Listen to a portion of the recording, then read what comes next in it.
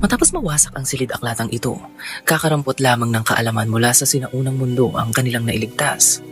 Maraming kaalaman ang nawala sa sangkatauhan at ang mga kaalamang ito ay kinailangan nating muling madiskubre. Halimbawa na lang mga ka-LE, may mga nadiskubring records mula sa Alexandria ang nagsasabi na mayroon silang kopya ng isang libro na mula sa astronomer na si Aristarchus of Samos. At sa librong ito, sinasabing ipinaliwanag ni Aristarchus ang tunay at tamang model ng ating solar system.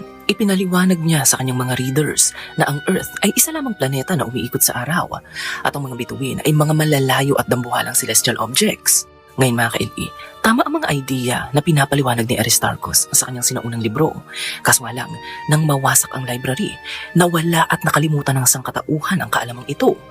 Kinailangan pa nating mag-antay ng halos 2,000 taon bago natin muling madiskubre ang kaalaman tungkol sa tamang model ng solar system.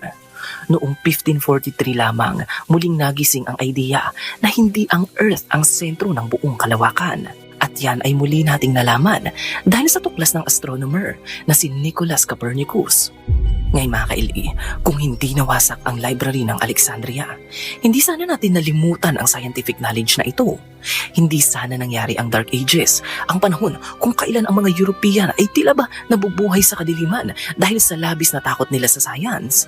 Pero dahil nawasak ang silid-aklatang ito, naudlot ang advancement ng ating species at ng ating sibilisasyon.